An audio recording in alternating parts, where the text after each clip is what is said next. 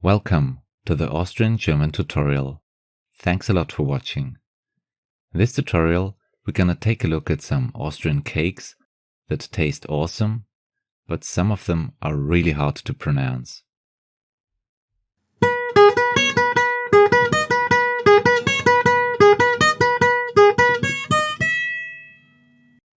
The learning goal of this Austrian German tutorial is to get to know some typical cakes that are very popular in Austria.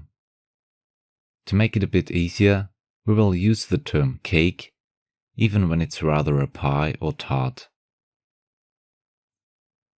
Let's start with the oldest cake in the world, which is named after Linz, the third largest town in Austria. The Linzer Torte was first mentioned in the year 1696. The main ingredients are almonds, butter, cinnamon, and red currant jam. Another important Austrian cake is called Guglhupf. The Gugelhupf is a ring-shaped cake which can be filled with raisins, cocoa, or lemon. The next typical Austrian cake is called Schnitter, which can be translated as cardinal slices.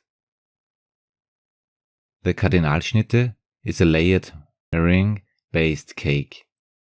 It is made with a thick cream, which is normally flavored with coffee and topped with fresh berries.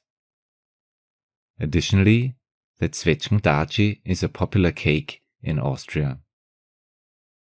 The Zwetschgendatschi is made of a yeast dough and covered with a lot of plums.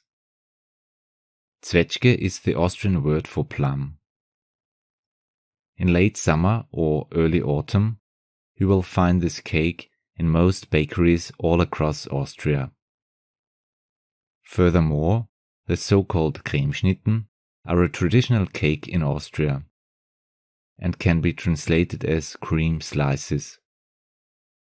Cremeschnitten consist of a vanilla custard cream, which is put between two slices of puff pastry.